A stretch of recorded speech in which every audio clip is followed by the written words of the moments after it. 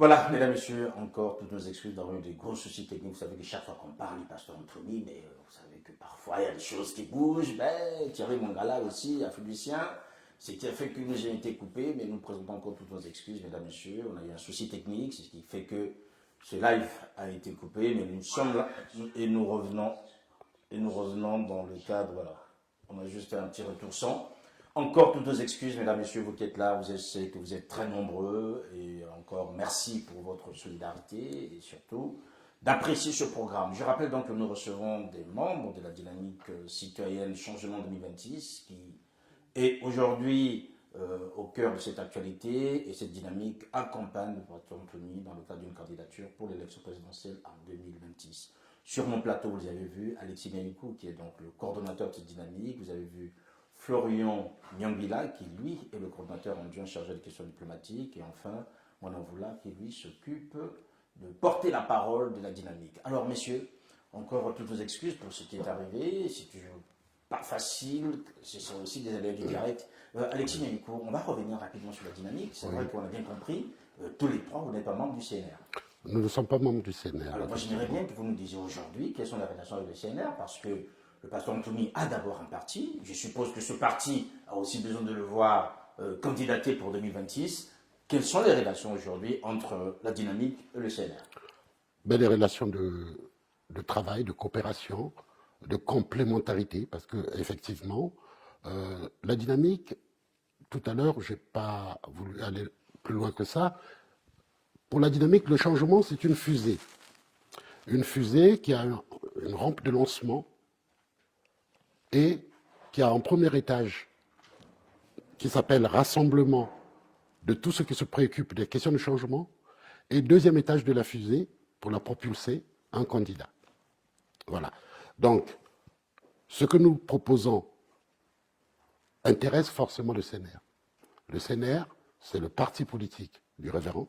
Oui. Nous sommes tout à fait pleinement en bonne entente. Oui. Nous travaillons, nous coopérons, mais notre caractéristique... le travail du CNR, en fait? Est-ce que vous ne vous substituez pas au CNR? Non, notre caractéristique principale, c'est que nous regroupons au-delà du CNR. Nous avons des individualités, des personnalités et d'autres populations qui ne sont pas forcément membres du CNR et qui adhèrent à l'idée qui converge vers une candidature, vers quelqu'un qui peut incarner la cause que nous défendons. Le CNR, la dynamique et une bonne partie du peuple congolais, nous avons en commun la cause. Donc, c'est vous qui menez la danse. Nous travaillons en relation directe avec l'autorité que nous voulons soutenir, le révérend, le président Toumi. Nous travaillons en concertation permanente avec aussi bien le CNR que d'autres partis qui se joignent à nous. Nous travaillons techniquement, nous essayons de trouver un cadre opérationnel conjoint. Et n'ayez pas de crainte, c'est plutôt une sorte de conjugaison de nos capacités et puis également de nos propositions. D'accord. Alors, Florian Mialiko, est-ce que finalement, quand j'entends Alexis Mialiko, il faut quand même que je me pose des bonnes questions. Est-ce qu'aujourd'hui, la dynamique ne s'est pas substituée au travail que devait faire le CNR lui-même, puisque jusqu'à maintenant, on n'a pas vu une sortie du CNR, dans le sens de cet appel, même des jeunes du CNR, aucune structure du CNR n'a pris ou n'a relayé directement la voix que vous portez, vous, aujourd'hui. Ma deuxième question, peut-être dans ce que pourquoi ça part de la diaspora, finalement? Pourquoi ce n'est pas parti sur place alors que le CNR est sur place? Je pose la question, est-ce qu'il y a vraiment une fédération CNR Paris? Je ne suis pas trop sûr.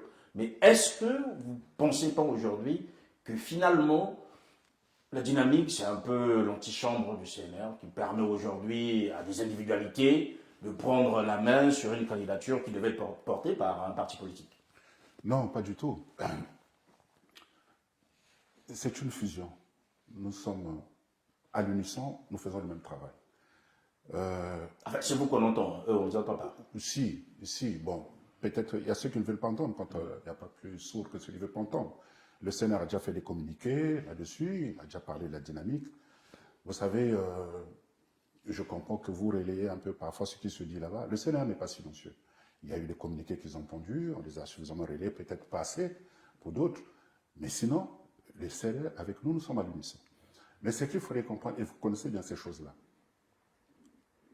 l'élection présidentielle, je l'ai dit tantôt, c'est un rendez-vous d'un homme avec le peuple. ça dépasse largement le cadre des partis politiques. Oui, nous parlerons des élections législatives, là on aurait parlé du Sénat. Nous parlons de ce présidentiel, c'est carrément au-delà, au-dessus des partis politiques. C'est même notre but, la plateforme que nous avons mis en place, la dynamique. C'est justement l'idée, c'est unir toutes les forces, quels que soient les partis qu'ils ont, quelles que soient les chapelles qu'ils se trouvent, que nous soyons ensemble, nous conjuguons ces forces-là pour que demain nous apportons ce changement qui est tant attendu par les Congolais. Vous savez, et je remercie les jeunes, si la dynamique n'avait pas eu cette idée de parler des élections présidentielles, comme l'a rappelé tout à l'heure le Congo, mais le pouvoir en place, ils auraient passé cette élection-là sous cap, sous silence. Ils étaient en train d'organiser les choses en catimini. Donc vous imaginez, on parle d'une élection présidentielle 6 mois, alors que normalement on devait en parler une à un, il y a des préliminaires, il y a tout ce qui se passe. Rien. Donc il a fallu que la diaspora, en face toujours que ceux qui sont au pays, comprennent le fond. Et puis, vous savez, ceux qui sont au Congo-Brazzaville, les jeunes qui y sont, c'est pas difficile. Aujourd'hui, moi j'en sais quelque chose. Au Congo-Brazzaville, c'est très compliqué. Ils n'ont pas toujours, d'ailleurs, dans quels médias ils vont les s'exprimer. Lesquels? Les médias sont muselés, ça tout le monde le sait. Tout le monde le sait. Aujourd'hui, il y a un rapport de Freedom House, Transparency International, qui ont parlé des conditions de transparence, de démocratie au Congo-Brazzaville. Ce sont des rapports qui sont pendus et qui sont à la portée de tout le monde. Que la presse congolaise est muselée, que les Congolais ne peuvent pas s'exprimer, qu'il y a un blackout fait de telle sorte que là-bas, les gens sont étouffés. Heureusement qu'ils ont ce relais de la diaspora, qui peuvent faire entendre leur voix, qui peuvent dire des choses et que nous dénonçons aujourd'hui. Et heureusement d'ailleurs, il y a ce relais. Non, le Sénat existe, mais aujourd'hui, ce que nous voulons, c'est que le candidat, le pasteur, le vrai pasteur Ntoumi, y aille à l'élection présidentielle et qu'on pose les choses sur la table en toute transparence, en toute clarté. C'est pour ça que nous avons sorti ça sous cap. D'accord, on va poser les choses sur la table. Monanvoula, est-ce que la dynamique ne fait pas du greenwashing? Dans ce sens où, si le président, le pasteur Ntoumi, le président Ntoumi s'était présenté au nom du CNR, il y aurait peut-être eu un peu plus de répulsion de la part des gens en disant, écoutez, on connaît le CNR, même si le nom a changé, c'est d'avoir un Conseil national de la résistance, et après, on est passé à autre chose. Est-ce qu'aujourd'hui, la dynamique ne lave pas l'image du pasteur Ntoumi à travers, je dirais, ces hommes et ces femmes que vous réunissez et qui vous permettent aujourd'hui de parler librement sans être membre du CNR?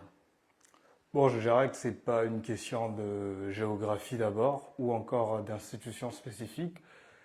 C'est plutôt une question qui est liée à l'objectif, parce que l'objectif ici, c'est l'alternance, comme je vous l'ai dit, et nous chérissons tous cette alternance objectivement, et que ce soit une volonté venant géographiquement des hommes et des femmes habitant à 7000 km du Congo, ce qui compte, c'est la volonté de tous ceux qui intègrent cette volonté.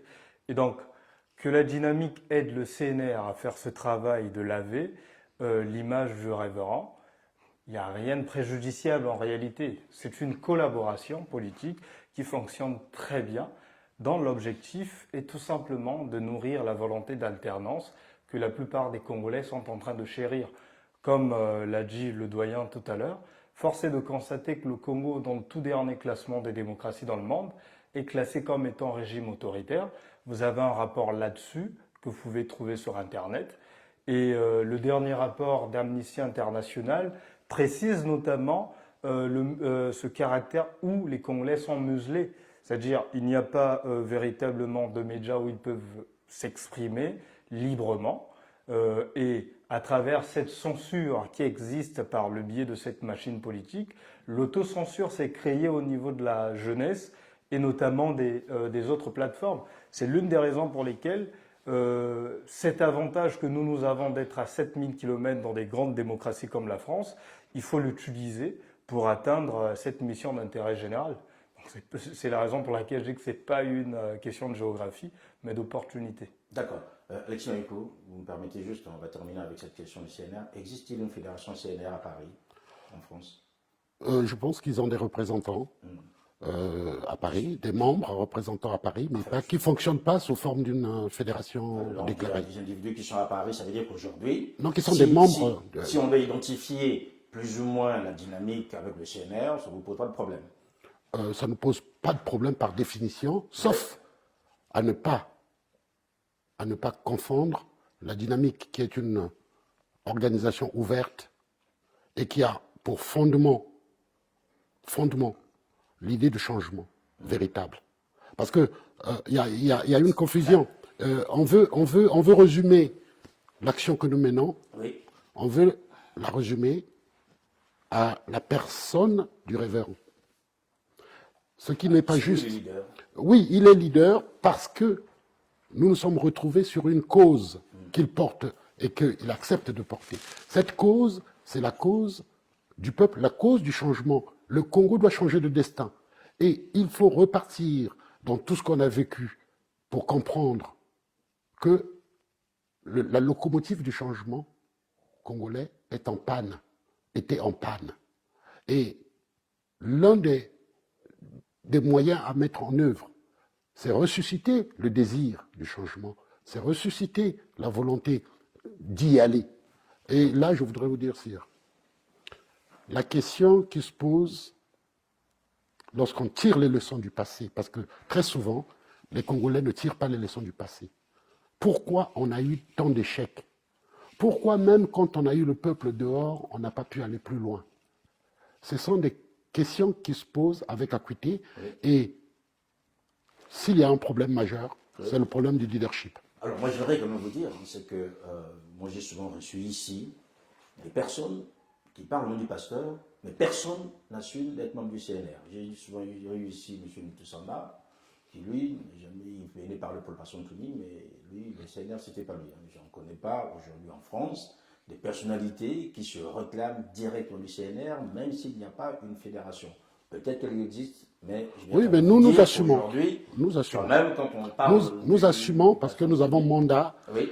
du pasteur, du révérend pasteur Ntoumi, nous avons mandat et nous assumons que nous sommes complémentaires pour l'exercice présidentiel, nous sommes très complémentaires avec le CNR et nous l'assumons. Nous ne sommes pas forcément les interlocuteurs sur les questions internes du CNR. Ça, il n'y a pas de souci. Voilà. Ça, on l'a bien compris. Alors, j'aimerais maintenant que nous rentrons un peu dans le dur, parce que... je voulais ajouter... Allez-y. Oui. En fait, la personne de Ntoumi lui-même, j'ai envie de dire, c'est une personne plurielle. Ah. Il y a le CNR, il y a beaucoup d'individualités, il y a beaucoup de congrégations, il y a beaucoup de personnes qui sont derrière le pasteur Ntoumi. Oui. Il n'y a pas que le CNR. C'est-à-dire qu'on aurait tort de résumer ou de refermer le pasteur Ntoumi à ce parti qui est le CNR. Donc ça veut dire qu'il a des mouvements clandestins qui le soutiennent? Non, pas du tout. Pas du tout. Vous l'avez dit tout à l'heure que vous avez reçu des personnalités ici, des gens comme les Mutoussamba qui sont venus parler.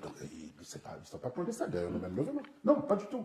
Ce sont des gens qui viennent, qui s'expriment, qui apportent les paroles, sinon la parole du révérend, qui ne sont pas forcément membres du Sénat, comme je disais là. C'est une personne plurielle. C'est un peu surprenant, en fait. C'est ça qui est un peu surprenant. C'est que dès qu'on parle de Ntoumi, tout le monde est un peu aux aguets en se disant est-ce que membre ou pas membre. Bon, enfin, c'est pas le problème. C'était important. Vous comprenez aussi qu'on ne peut pas parler de la dynamique sans parler du pasteur. Bien sûr, ça c'est même une bonne chose. C'est ça qui est quelque chose de très important. Vous parlez tout à l'heure, Alexis Nialukou, du changement qui est nécessaire aujourd'hui dans le pôle, mais certains... Dans le pays, pas le pôle. Dans le pays, pardon, mais certains Votre lapsus rétorqueraient que la situation, le changement dans lequel le pôle est aujourd'hui, il y a quand même une cause qui est portée par un homme, qui est le pasteur Ntoumi. Vous parlez du pôle ou de la nation congolaise? Non, je parle du pôle. Parce que si vous voulez que le pasteur Ntoumi apporte le changement sur la nation, voyons d'abord ce qu'il a apporté. Quel changement a-t-il porté dans le pôle, là où il est installé, et puisque les gens le regardent de là.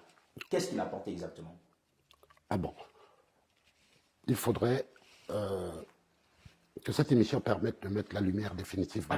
Peut-être pas définitivement, il y aura tous les sceptiques. Je dis donc, bien sûr. Ceux qui nous suivent en ce moment. Le premier élément que on va y revenir, mais le premier élément que je voudrais quand même souligner, c'est la réduction à la dimension poule du révérend pasteur Ntoumi. Ah mais c'est là où il opère. Alors là, on ne peut pas le réduire qu'à plus. Pour l'instant, je ne sais pas s'il a déjà fait une mission du côté Longo. Non, j'en viens. Je ne suis pas trop sûr. J'en viens. Donc, on peut parler là. Alors que la cause de son émergence, elle est nationale. Le révérend pasteur Ntoumi est apparu parce qu'il y avait un problème national de la nation. Il est apparu à la suite d'une guerre qui a complètement déstructuré la nation. Oui. D'abord ça, la cause première, c'est une querelle nationale, une guerre nationale, un conflit. Il est rentré dans un conflit où on lui a imposé un conflit qui était lié à la question de la nation. Donc c'est pourquoi j'ai tendance à me dire que réduire son existence à la région du Poul vraiment n'est pas juste. Alors, pour revenir au Poul, n'est pas juste.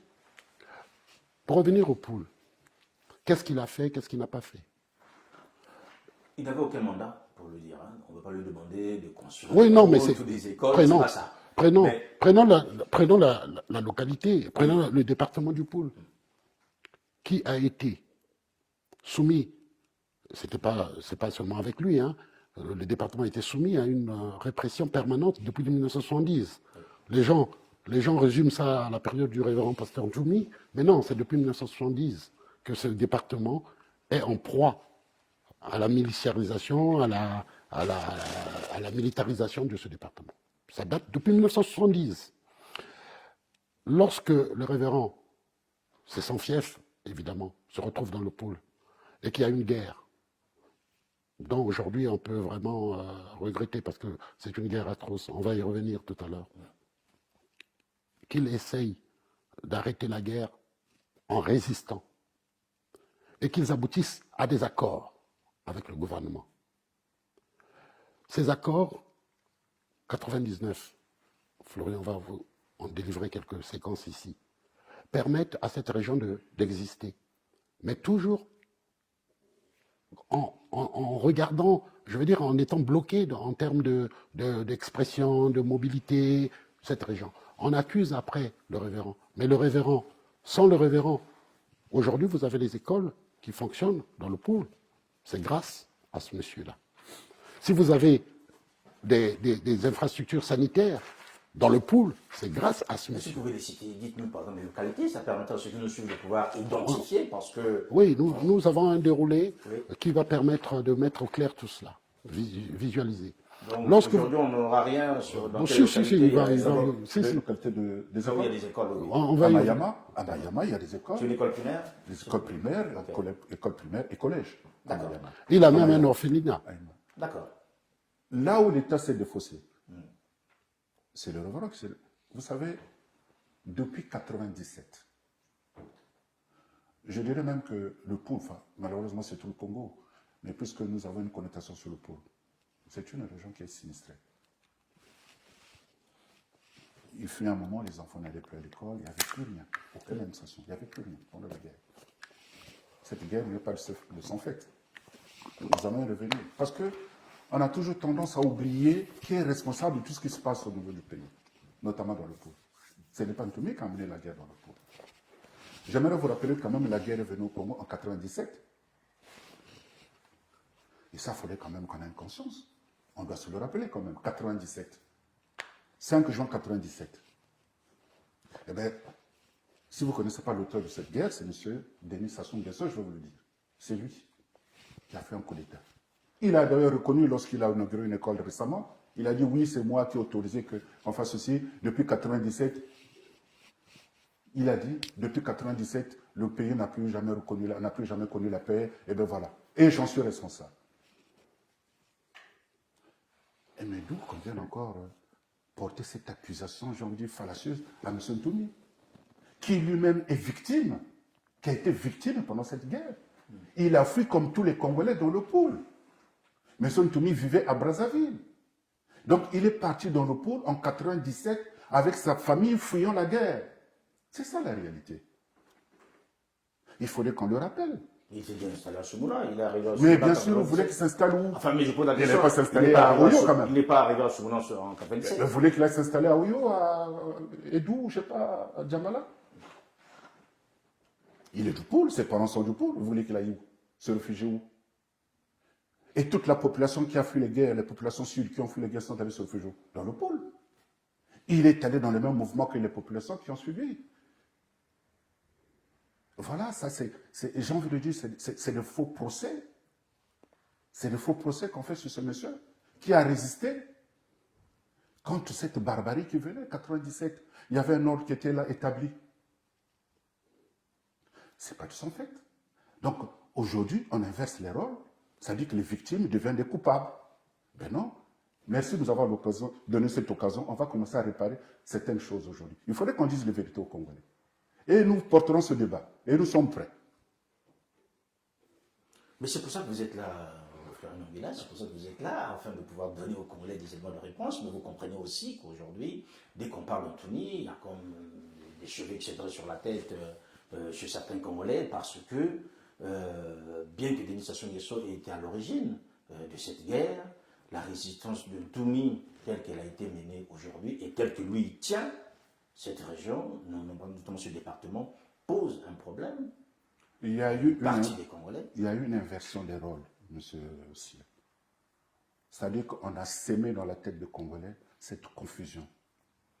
C'est-à-dire qu'ils sont très forts pour ça, pour cette propagande notamment. Donc, quand vous avez une presse muselée, vous avez tous un peu matraqué à longueur de journée, dire ce qu'on veut. Vous savez, aujourd'hui, comment dire, meilleure conscience, c'est la répétition. Donc, on a répété des faussetés dans la tête des Congolais. Eh bien, ça a mordu. Et aujourd'hui, les Congolais pensent que, voilà, c'est Ntoumi qui est responsable de tous ces malheurs du Congo. Et on oublie que les malheurs du Congo sont venus en 97. On venait seulement détruire, donc bafouer l'ordre qui a été établi. Voilà, on oublie. Il faudrait qu'on le rappelle. Ntoumi a été un résistant. Il s'est réfugié dans le pôle avec sa famille, ses sœurs, sa maman, tous ses parents, ses frères. Il est allé dans le pôle avec toute sa famille. C'est une victime, comme tous les autres Congolais. C'est une victime. Ce n'est pas lui le bourreau. Il en est victime. Il ne faut pas qu'on inverse les rôles. Il est victime. Mais moi, je pense que de son courage, il s'est élevé parce qu'il faudrait que nous rappelions d'une chose. 97, le président Sassou Nguesso vient faire son coup d'État. Il le réussit. Donc, M. Lissouba, président élu démocratiquement, se retrouve en exil. Premier ministre en exil. Tout le gouvernement, d'ailleurs, tout le pouvoir en place se retrouve en exil. 97. Donc, M. Sassou gagne la guerre. Mais d'où 98, les hostilités reprennent. Et où? Dans le pôle. Est-ce que vous pouvez nous dire pour quelle raison? Sachant que les protagonistes de ceux avec qui ils avaient fait la guerre étaient déjà partis. Donc il avait gagné en fait. Il a gagné la guerre. Il va refaire la guerre 98 dans le pôle. Pour quelle raison? Il n'y a que lui-même qui le sait. Il a reconnu, je l'ai fait. Mais nous, j'avais jamais dit pourquoi. Il a reconnu récemment. Mais moi, j'aimerais bien qu'il vienne nous dire, pardon, pourquoi il a fait, pourquoi il a dit que l'opération de l'Opole a été un succès. Hein. Oui, il a dit que ça a été beau, ça a été un succès.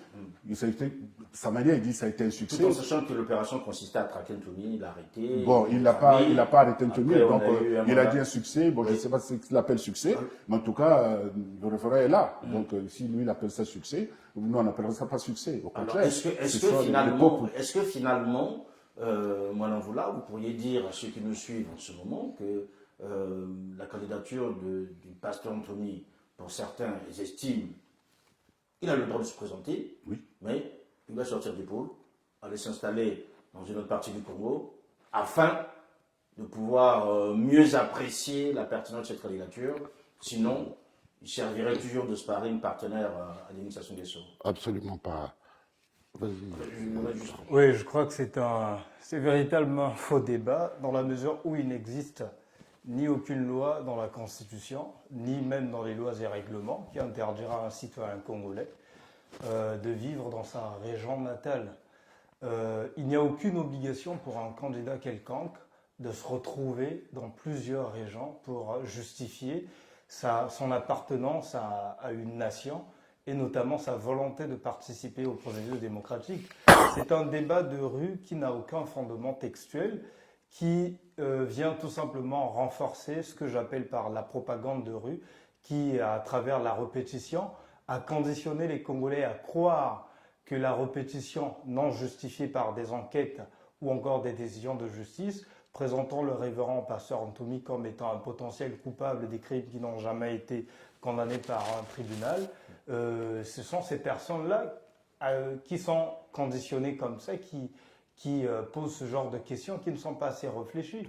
Ça n'a aucun sens que l'on demande à un citoyen que pour participer, par exemple, moi je suis natif de Brazzaville, donc si demain je décidais de participer au processus électoral, on me demanderait à moi d'aller habiter à Vous Pointe-Noire. n'avez pas pris les armes contre la République, on, Mais je voudrais- vous le retorquerez, mon envoula. On n'a pas besoin de prendre les armes contre la Enfin, le cas République. du pasteur Ntoumi, c'est un peu celui-là, puisqu'il a résisté et dit il faut une armée là. Donc, à un moment donné, il a sans doute un statut particulier. Mais je mène quand même une résistance de mots. C'est aussi une façon de résister. J'ai quand même résisté à travers les débats et autres. Ça me mène aussi à, on va dire, à ce même niveau de résistance.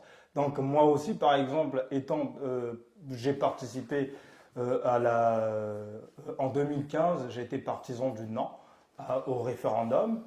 J'ai aussi résisté face à cela. Donc demain, si je m'engage politiquement, on me demanderait d'aller à Pointe-Noire ou d'aller habiter à Oyo pour justifier ma congolité afin de faciliter ma participation. Mais si aujourd'hui, Oui. le pool souffre aussi, il y a cette pression sur le pool, c'est parce que il y a la présence de Ntoumi. Exactement. Mais je voudrais vous dire ceci, Allez-y. Sir Makosso. Oui.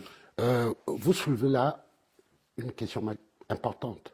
L'inversion des preuves, des responsabilités. Vous voyez ceux qui évoquent cela.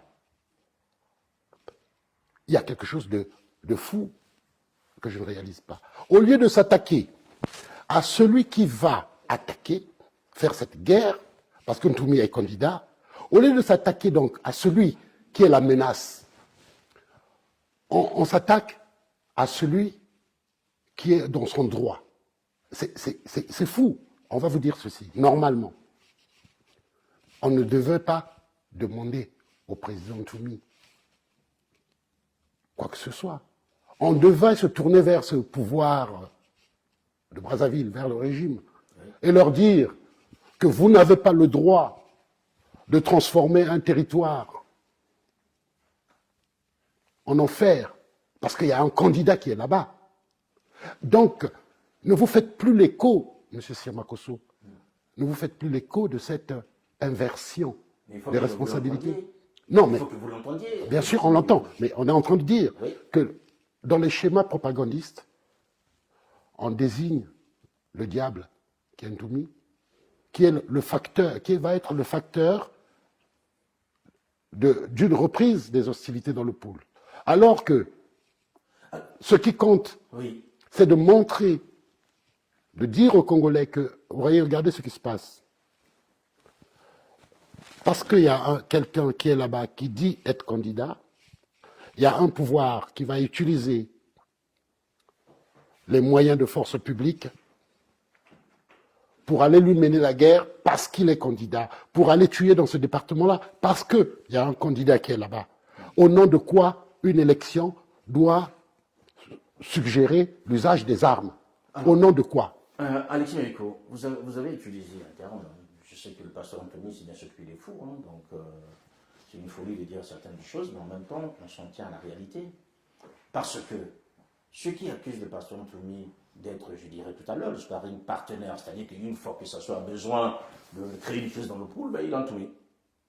Alors là, ça À ce moment-là, mais la réalité, elle est celle-là. Moi, je vois bien la réalité, elle est celle-là. Parce que la raison qui est trouvée pour qu'on affame le pool, pour que les écoles soient détruites, pour que les mamans se retrouvent dans une débandade à travers les forêts, tout ça, c'est parce qu'il y a Ntoumi. Est-ce que si Ntoumi sort de là, ça ne permettrait pas aux populations mais admettez. de pouvoir retrouver une certaine paix et lui présenter sa candidature? Mais de quoi vous parlez?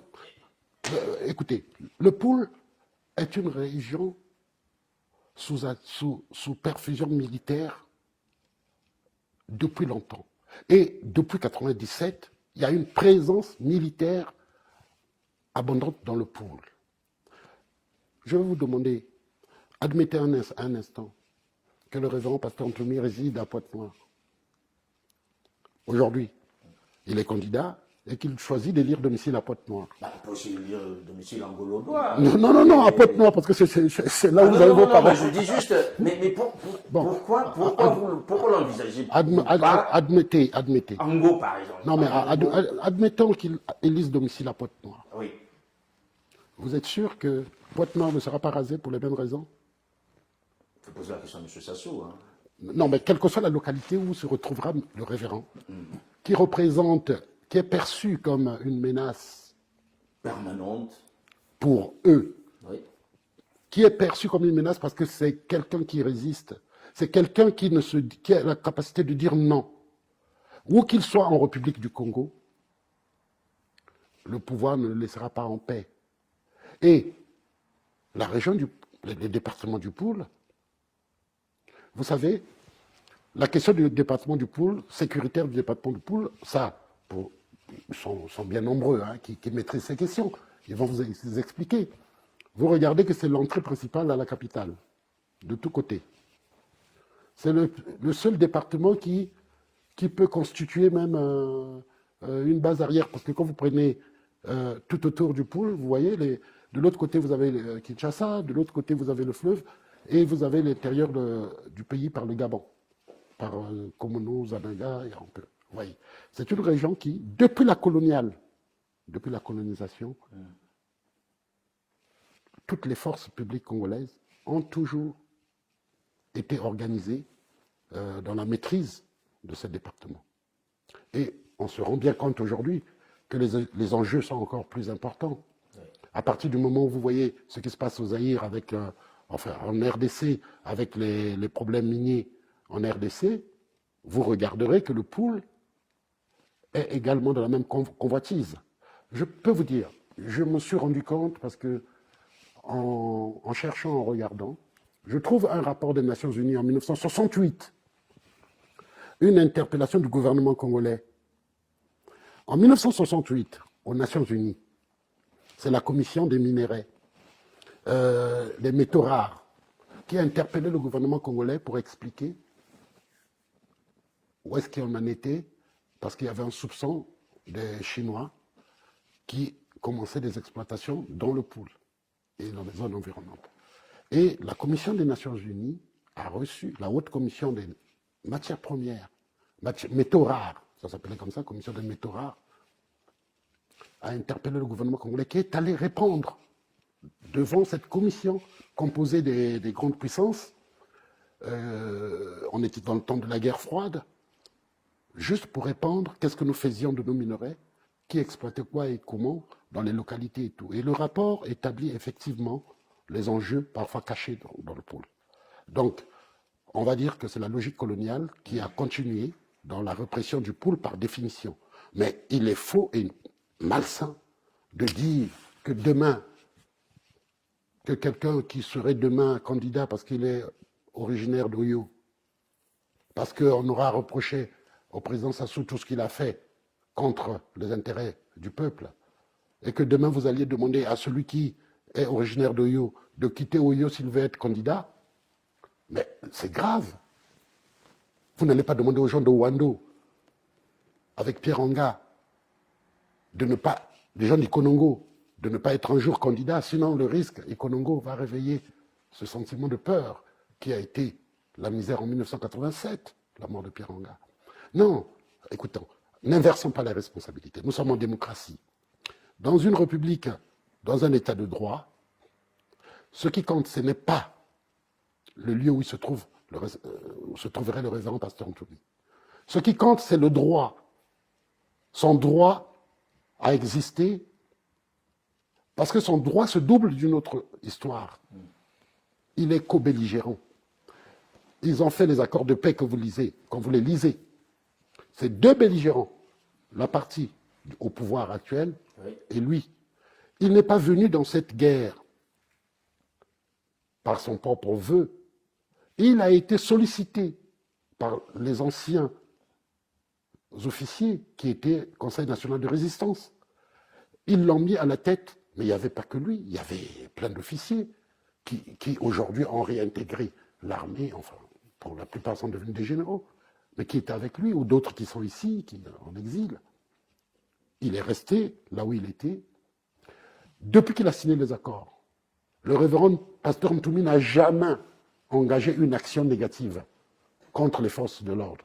La preuve, vous voyez, entre-temps, il a fait... Est-ce qu'il est toujours armé? Alors, parlons-en. En 2017, il y a eu une reprise par l'état-major d'une note qui était déjà prise antérieurement de lui confier une garde de 30 personnes. Et l'État, considérant que le révérend pasteur Ntoumi, en 2007, cérémonie de Kinkala, il a fait la remise d'armes à la cérémonie de Kinkala. Mais la contrepartie, sa sécurité, n'a jamais été garantie par l'État. On va lui confier une garde rapprochée de 30 personnes pour éventuellement qu'il puisse parer, tant que les accords de paix ne sont pas exécutés complètement. Jusqu'aujourd'hui, ce n'est pas exécuté intégralement. Qu'est-ce qui manque? La volonté politique du gouvernement et la mascarade. En fait, Est-ce que, Alki Meko, Fermi Nguela, avec mon volonté là, est-ce qu'on n'est pas dans un jeu de dupe entre le pasteur Ntoumi et Denis Sassou Nguesso? Parce que c'était quand même drôle, c'est que la DGSP qui est en train de liquider quasiment tous les jeunes dans les rues de Brazzaville n'a pas pu liquider le pasteur Ntoumi. Ce qui est quand même drôle, c'est que le pasteur Ntoumi a eu un mandat d'arrêt, puis a disparu du jour au lendemain. Est-ce que vous pensez qu'aujourd'hui, l'État peut ressortir? Parce que vous parlez de droit aujourd'hui. C'est quand même drôle que vous appuyez sur le droit au Congo, alors qu'on sait qu'on est dans un pays où on sait s'asseoir sur le droit. Est-ce que vous pensez qu'aujourd'hui, Ntoumi n'est pas en train de donner, en fait, au pouvoir de Denis Sassou Nguesso des bons arguments pour que la situation, que nous restons dans une sorte de statu quo? Parce qu'on va le chercher, on ne le trouve pas, il est toujours là, il faut lui donner une garde, il faut lui donner des subsides, il faut s'occuper de lui, alors qu'on a mobilisé une armée entière pour le retrouver, et aujourd'hui, il est encore partenaire du pouvoir. il n'est pas partenaire. Enfin, il n'est pas partenaire, dans le sens où vous avez parlé de la co-belligérance, c'est qu'il y a quand même, Il est à un moment donné, il faut bien qu'on se parle. Hein, entendons-nous bien. Oui. Vous savez, Allez-y. lorsqu'il y a un conflit de partout dans le monde, lorsqu'il n'y a ni vainqueur ni vaincu, il y a ce qu'on appelle, d'autres vont appeler cesser le feu, cessation des hostilités. C'est ce qui s'est passé. Monsieur Sassou a mené la guerre dans le pool. Il n'a pas, contrairement à ce qu'il a dit, il n'a pas gagné cette guerre. L'objectif, on ne sait pas. Est-ce que c'était de massacrer toute la population? L'objectif, il avait dit lors d'une interview sur France 24, c'était d'aller chercher Ntoumi. Même dans les buissons, il demandait à tout le monde qu'on le ramène. Il est parti en 98, je l'ai rappelé tout à l'heure. En 98, refait la guerre dans le pool. On ne parlait pas de Ntoumi en ce temps-là. 97, il gagne malheureusement la guerre.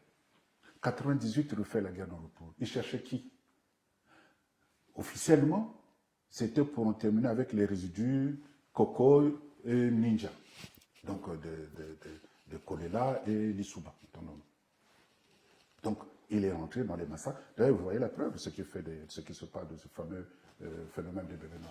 Massacre, tuer la porte-pièce, tuer tout ce qui bougeait, tous les jeunes qui étaient adolescents ou sinon, voire adultes, devaient être massacrés, devaient être tués. C'était ça la réalité. Eh bien, au lieu qu'ils se soient tués comme ça, ils se sont levés pour se défendre. Et ils ont eu raison. Ils se sont levés pour éviter ce massacre. Ils se sont organisés.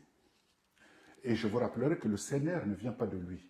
Le CNR était déjà conçu. En fait, lorsque la guerre éclate, lorsque le pouvoir est déchu, il y a eu une résistance à l'intérieur du pays. Oui. Pas dans le pôle.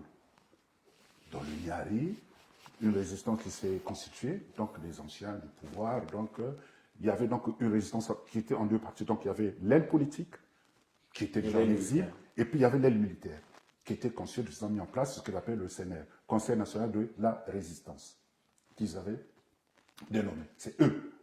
Je ne vais pas citer les noms parce que je n'ai pas envie de les citer. Ils sont là, il y en a qui sont toujours vivants. Et si c'est faux, ils n'ont qu'à venir le contredire. Donc, ils créent en place le CNR. Et après, ils apprennent que dans le pool, il y a aussi une résistance qui est menée par un certain Ntoumi. C'est eux qui sollicitent la participation de Ntoumi. Ils se sont dit, voilà, on est en train de mener la guerre dans le sud du pays. Il serait mieux que nous conjuguons nos forces pour que nous puissions au moins avoir du répondant. Donc, ils ont fait venir une délégation qui est allé chercher Ntoumi. Ntoumi ne s'est pas rendu, ça s'est passé dans la Lukumu, il a envoyé une délégation à lui, ils se sont retrouvés là, ils ont fait une réunion. Et lors de ces réunions, ils se sont dit, bon, voilà, nous allons continuer à nous battre, puisque ce monsieur n'a pas compris, il a gagné la guerre, mais il a eu une idée de venir massacrer les populations, les paisibles populations, qui n'ont rien à voir avec cette affaire, et bien donc, nous allons défendre. Donc, c'est, même à son étonnement lui-même, il était même surpris de voir que lorsqu'ils se sont réunis, lorsqu'il y a eu cette assemblée générale, ils ont dit, voilà, donc à la tête de ce conseil national de résistance, nous allons mettre Ntoumi. Il n'était même pas au courant. Lorsque sa délégation revient le voir, il dit, ben voilà, mais à la tête de cette institution, c'est vous qu'on a nommé comme chef de la résistance. Ah bon, comment ça se fait? Il était jeune, mais il y avait des colonels et tout ça. Je ne vais pas leur citer le nom, ils sont là, ils vont répondre. C'est comme ça que ça se passe. C'est pour cette raison que vous verrez que lorsqu'il y a eu les premiers accords signés à Libreville, les représentants, il y avait le représentant donc, du pouvoir déchu, donc il y avait des colonels et tout, et quelques civils qui venaient du reverend Pasteur Ntoumi. Donc c'était un mélange. Lorsque le président Bongo les reçoit, parce qu'on les faisait, on les traitait ou sinon on les qualifiait de terroristes, d'incervelés et tout, et lorsqu'il les voit, lorsqu'il voit ce panel-là, il commence à poser la question, et vous c'est qui, colonel Intel, il était surpris de voir, voilà, cette terrorisme était quand même, j'ai envie de dire, structuré, il était surpris de voir. Donc c'est ça la réalité. De la délégation qui est allée à Libreville négocier, chez le pasteur Ntoumi, il n'y avait pas de militaires, c'était les civils. Les militaires qui étaient, c'était les militaires du pouvoir déchu. C'était ça le Sénat. Bon, malheureusement, je ne sais pas ce qui s'est passé. Bon, ils ont préféré peut-être rompre et puis retrouver avec le président Sassou Nguesso. Bon, ça c'est leur affaire. Oui. Ils ont déserté la résistance et lui, il a continué le combat. Pourquoi il avait continué le combat? À ce moment-là, le président colonial lui sollicite. Là, moi, je rentre dans la danse parce que je vous rappelle que j'ai été, moi, le conseil spécial de Grand Pasteur Ntoumi. J'ai assisté, j'ai été partout. J'ai été reçu par les chefs d'État. J'étais en Angola, j'étais au Gabon, j'étais partout. J'ai assisté à tout ça. Lorsqu'on a signé ces accords de paix, lorsque la communauté internationale s'y est intéressée. J'ai assisté. Je ne peux pas porter ce témoignage. Donc les gens, ils peuvent dire ce qu'ils veulent, ils peuvent raconter ce qu'ils veulent, ils sont là en train d'inventer certaines choses. La réalité n'est pas celle-là. La réalité est que vous avez un monsieur qui s'est levé, qui a évité un massacre qui était programmé d'avance. Voilà la réalité. Donc aujourd'hui, quand on vient inverser les responsabilités, qu'on vient dire voilà, que le grand Pasteur Ntoumi qui devient le premier de repos, non, c'est faux, c'est archi faux. Et je trouve quand même les Congolais de ce côté-là, ils ont cette manie, parfois de croire. Vous savez, aujourd'hui, je suis un peu surpris de comprendre, de voir une chose que les Congolais ont beaucoup de sympathie avec le Oboro. Qu'aujourd'hui, Sassou qui amène la guerre, qu'il a reconnu derrière lui-même. Il l'a dit, et tout le monde l'a entendu.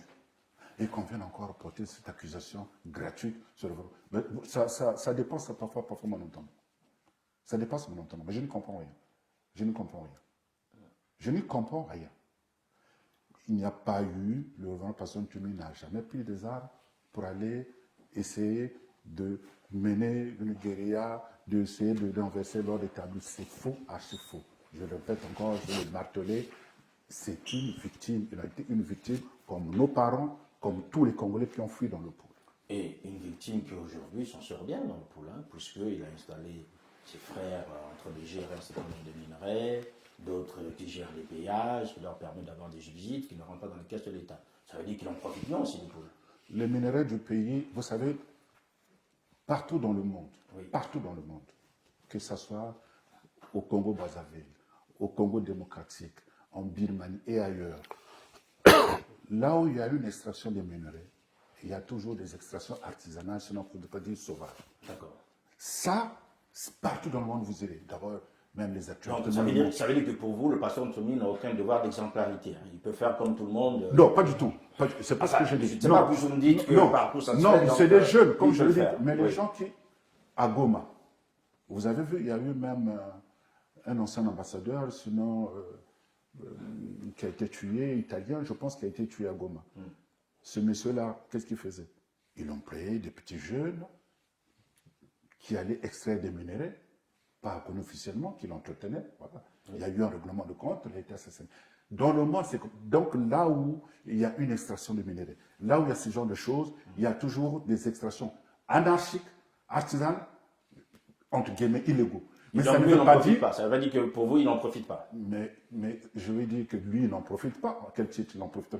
Il y a des jeunes, peut-être qu'il y a ses petits frères qui peuvent se retrouver dans l'eau, mais c'est la population. Il y a eu des images qu'on a vues dans le pot des mamans.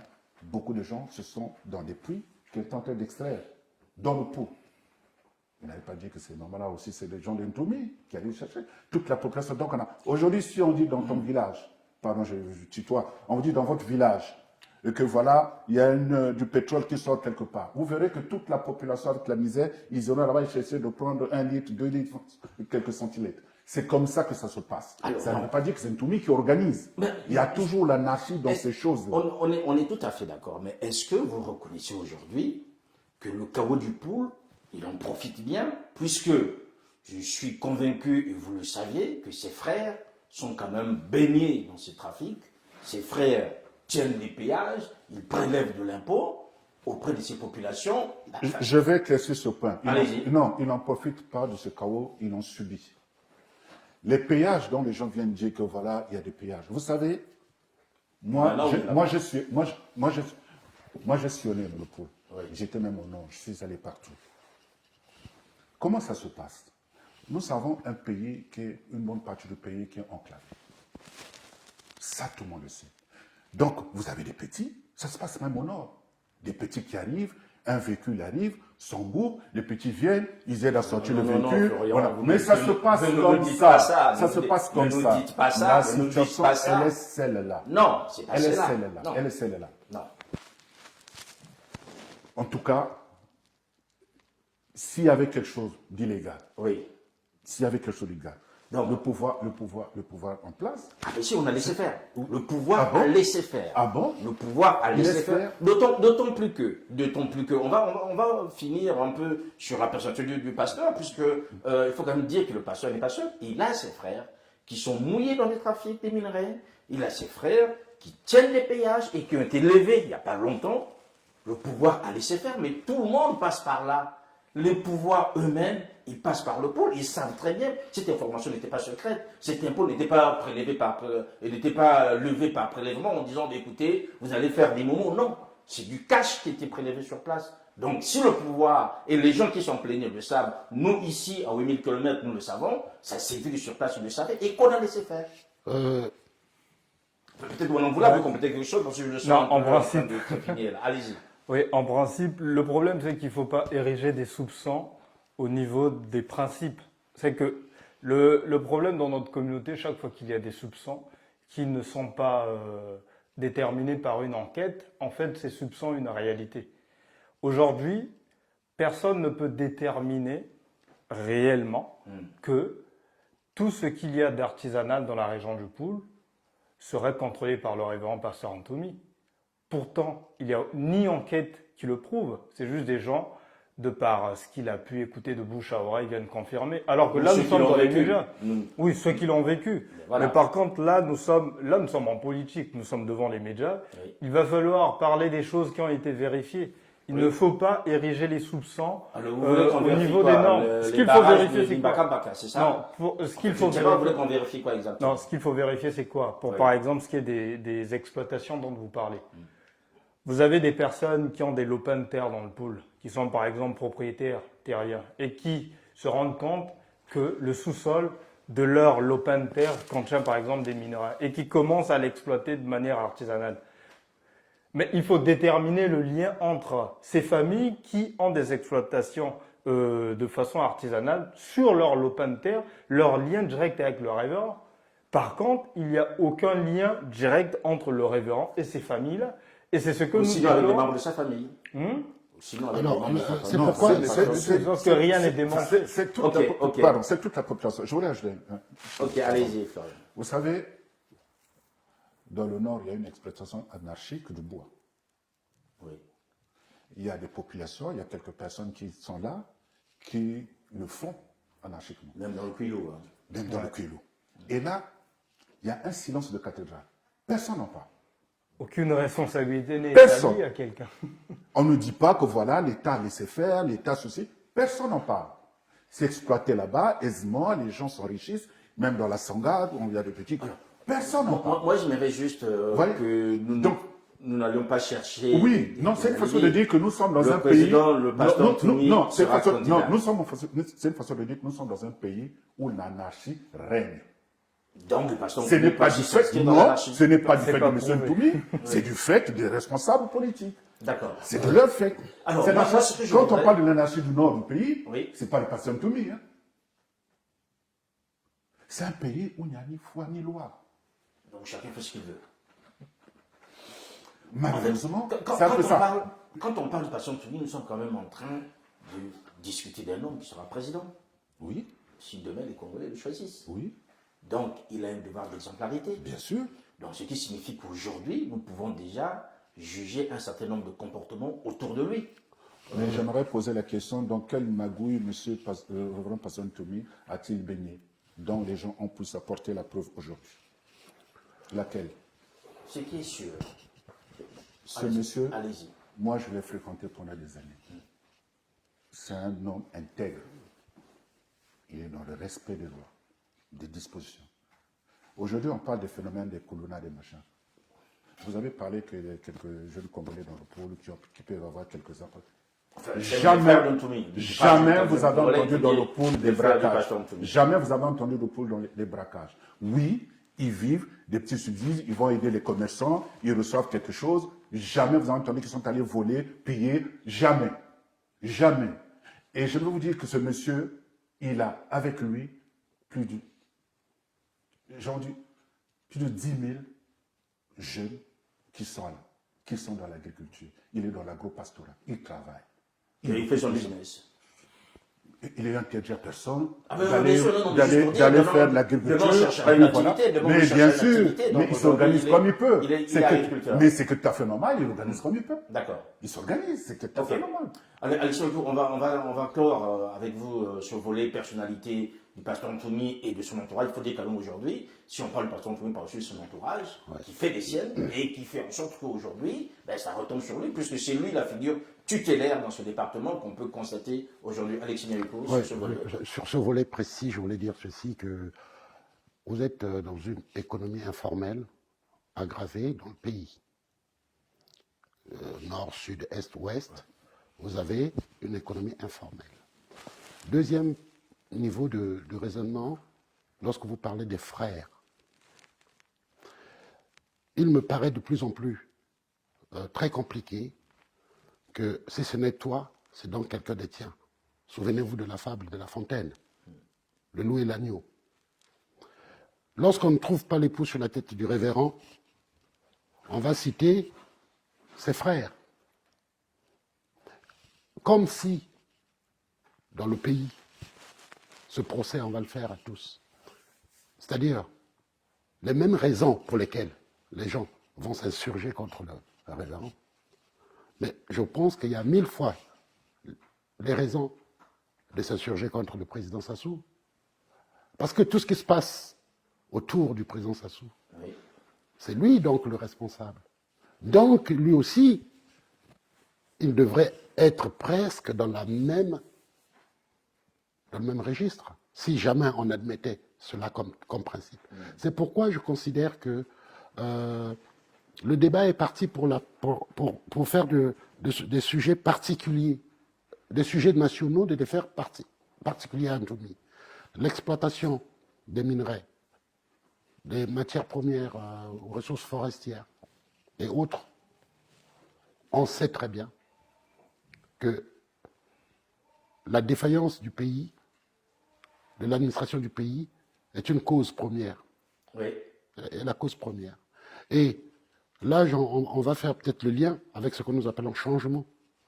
Parce que un pays qui n'a plus d'observatoire des pratiques dans l'ensemble du territoire, sur l'ensemble du territoire, est un pays qui se meurt. Les jeunes, l'emploi, on en parlera. Les frères de révérend pasteur Antoumi, ce sont des hommes et des femmes qui doivent nourrir, Qui ont des charges familiales. qui nourrissent leurs hommes, oui, proches. Ils peuvent avoir des activités artisanales. Là où je veux quand même mettre quelque chose, l'histoire des barrages, Oui. l'histoire des, comment ils appellent ça, péages. des péages. Vous savez qu'est-ce qui s'est passé souvent dans le pôle? L'armée a quadrillé certaines localités. D'un point A à un point B, il y a toujours des tentatives d'incursion. Ne l'oubliez pas, que le révérend pasteur Ntoumi a toujours fait l'objet de tentatives d'assassinat. Et il y a toujours des tentations d'incursion. Et au départ, lorsque ça commence, ces histoires de péage, c'est un contrôle à un point X des passages, notamment lorsqu'il y a des déviations qui vont à l'interland, dans l'intérieur. Oui. Ils doivent s'assurer que ceux qui y vont ne sont pas les lots de mercenaires et autres. Vous savez, on a vu les mercenaires, je ne sais pas qui là, qui étaient des Centrafricains. Est-ce une raison que les gens payent pour passer là? J'en viens. Tout à l'heure, il y avait une raison qu'on était en train de dire, parce que le problème de la dégradation des routes rurales, là, des Coréens, c'est même pas des routes, bon, c'est des pistes rurales. La dégradation. Oui. Pour éviter la dégradation, parfois ces jeunes qui veillent là, toute la journée, on le voit, il y en a qui font porter, j'ai vu quelque part les émissions que j'ai vues là, où quelqu'un portait les gens sur le dos pour faire traverser dans un quartier. C'est dans Brazzaville. Hein. Dans Brazzaville, voilà, dans Brazzaville. Pour faire, et ils taxent les gens, 200 francs, pour passer de la rive gauche à la rive droite. D'accord. 200 francs. Donc ça veut dire, vous me faites apprendre ce soir que les frères du patron Ntoumi réparent les routes. Et en même temps, ils ont besoin d'assurer la sécurité du pasteur. Donc à ce moment-là, mais non, pardon, des je vais barrages. ajouter un autre élément. Non, ils ne créent pas de barrages. Vous savez, pas la région, hein, sur la route de Brazzaville à Pointe-Noire, sur les, en gros, 500 km, vous avez plus d'une dizaine de barrages. Plus d'une dizaine. Et vous en avez 2 ou 3 reconnus officiellement, gérés par l'État. Donc, de cet argent qui, officiellement, doit rentrer dans les caisses de l'État, qui va au trésor commun. Et les 7 autres, c'est géré par qui? 500 km, il n'y a pas que le pôle. Donc, vous en avez dans la Bouetza, dans le... C'est géré par qui? Mais c'est qui sur... Et comme a dit Alexis, vous avez toute une économie informelle qui suit comme ça. Des jeunes qui font là, qui se doublent aussi. Il y a une chose qu'il faut reconnaître. On est tout à fait d'accord, c'est que nous avons affaire aussi à une captation financière de la part des forces armées. Que ce soit la gendarmerie qui pose des barrages un peu par-ci par-là. Nous l'avons dénoncé. Hein. On a souvent fait le parallèle pour dire que l'armée aussi fait des pratiques qui ne sont pas correctes. Nous savons aujourd'hui, par exemple, que si vous voulez aller à la frontière avec le Cabinda, vous avez un barrage de la gendarmerie qui prélève de l'argent et qui ne va nulle part. On ne sait pas, qui ne rentre pas au trésor, mais cet argent sert aujourd'hui aux gendarmes. Alors, sans doute que dans le pôle, aujourd'hui, si nous pointons le pôle, et notamment le patron Ntoumi, parce que lui a des ambitions présidentielles. Ça veut dire qu'on doit aller fouiller, non seulement dans son passé, mais aussi dans son présent, pour voir s'il a pu accomplir ce devoir d'exemplarité pour faire en sorte que qu'on lui fasse confiance. Une chose est sûre, aujourd'hui, et vous êtes d'accord avec moi, c'est que on ne peut pas parler de la dynamique sans parler de patron Ntoumi. On ne peut pas parler du pôle sans parler de patron Ntoumi. Maintenant, on va revenir sur la dynamique. On en vous là. Aujourd'hui, vous constatez ces jeunes qui sont abattus dans les rues de Brazzaville et de Pointe-Noire, comme le simple gibier. Quel est le projet, au niveau des dynamiques, que vous voulez proposer au président Ntoumi sur ces questions de jeunesse? Bon, déjà, sur les questions de jeunesse, il faut rappeler une première chose. Bon, depuis un moment, on sème dans les rues de Brazzaville, tout comme de Pointe-Noire, l'inhumanité. C'est-à-dire, on est en train de sortir l'humanité du Congolais. On a des gens qui sont tués, suivant l'applaudimètre de la peur.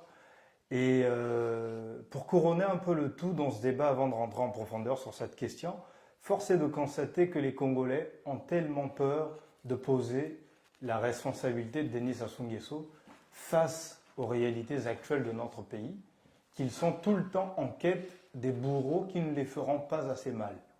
En réalité, même l'applaudimètre autour de la DGSP n'est que la peur de dire que la situation sécuritaire dans notre pays est la faute de son gouvernement, qui n'a pas pu donner aux Congolais un véritable service public de sécurité. Et pour ce qui est des questions de jeunesse, il y a ce qu'on appelle par la prévention, le respect des droits et autre chose. Le problème avec la jeunesse congolaise, c'est que c'est une jeunesse qui n'est ni écoutée et on ne les comprend pas. Moi, j'ai été à la fois un jeune de rue et un jeune d'université. J'ai à la fois fréquenté les universités, fréquenté les rues. Je connais bien cette jeunesse. Et même ceux qui aujourd'hui sont victimes de la DGSP, c'est des jeunes parmi les victimes que j'ai connus, qui avaient un véritable avenir. Le véritable problème, ce sont les services publics au niveau de l'éducation. Je vais vous donner le nom d'un jeune que j'ai vu grandir qui a été abattu par la DGSP. C'est un gamin que j'ai vu naître qui s'appelait Glenn. C'est un gamin avec des bonnes notes à l'école, un enfant qui ne manquait de rien, mais qui est tombé dans cette délinquance. Mais pourquoi est-ce que les jeunes tombent dans la délinquance? Mais c'est l'oisivité. J'ai connu des jeunes avec qui on a fait du foot par le passé, qui, une fois que l'équipe n'existait plus, qu'il n'y avait plus de tournoi de football, n'avaient plus quoi faire, nulle part où aller, se sont retrouvés dans des clubs où ils vont fumer du chanvre avec des amis qui n'ont que pour seule ambition la vadrouille. Et la vadrouille, ça mène où? Ça mène à tout ça, à commettre des petits exacts et autres. Le problème part sur la prévention et l'effectivité de service public. Ce que le CNR souhaite apporter... Le CNR ou la dynamique? La dynamique de manière générale. Quand je dis... Il faut juste peut-être qu'on puisse... Non, en quelque sorte... CNR et la dynamique. CNR et la dynamique. D'accord, ok. C'est le même objectif. Ce que le révérend pasteur Antoumi veut apporter à travers son projet de manière générale, c'est un véritable suivi scolaire. Parce que l'école ne doit pas tout simplement se limiter à l'achat des tables bancs et notamment à la construction d'une salle de classe. L'école doit accompagner le jeune dans toute son évolution. Il faut qu'on ait la possibilité, même dans les mairies, qu'on ait des services qui vont être capables d'accompagner ces jeunes, de les conseiller et autres. Et en même temps, donner la possibilité aux chefs de quartier, chefs de bloc, de travailler en collaboration avec la police, la mairie, pour mieux surveiller l'évolution des citoyens dans les quartiers. Parce que le chef de bloc, le petit bloc qu'il a dans sa zone, a plus de maîtrise des jeunes qui habitent. S'il y a un jeune qui se radicalise avec le phénomène Kuluna, il sera déjà averti. Il est mieux placé pour en parler avec les parents du jeune homme et de mener le problème au niveau, par exemple, de la mairie et de la police pour une véritable prévention. Et l'école dans laquelle le jeune homme habite, dans la circonscription où il habite, donc il y aura déjà cette facilité du chef de bloc, chef du quartier, le maire, le chef de l'établissement et les parents d'élèves d'interpeller le jeune homme avant qu'il soit déjà radicalisé. Donc un maillage des institutions. Un maillage. Il faut remettre le citoyen au cœur de la socialisation de notre société parce que tout le monde a été déconnecté. Ce qu'il faut rappeler aux gens, c'est que nous existons tous au Congo pour quelque chose. Et donc nous avons à la fois un devoir objectif en tant que Congolais de participer de près ou de loin à l'évolution de notre société. Donc le chef de bloc porte l'information de ce jeune radicalisé dans le coin de la rue. Des réunions parentales peuvent s'organiser au quartier jusqu'à arriver au niveau des établissements pour prévenir tout ça. Donc nous allons travailler en étroite collaboration avec les mairies, mettre à disposition des mairies des véritables conseils effectifs pour accompagner la jeunesse sur des questions d'emploi et autres. Et ça, c'est des choses depuis un moment qu'on est en train de... des questions sur lesquelles on travaille au sein de la dynamique. Vous allez compléter juste avec, vous allez compléter Fernand Anguilla juste pour dire, vous avez dit tout à l'heure que le pasteur Antoumi autour de plus de 10 000 jeunes, les occupent avec l'agriculture. Est-ce qu'il y a que l'agriculture ou il y a autre chose? Que fait-il avec ces jeunes exactement? Mais justement, ça c'est en lien avec ce qui vient d'être dit. Allez-y. Quand on parle de phénomène communal, et ceci démontre carrément l'échec d'une politique.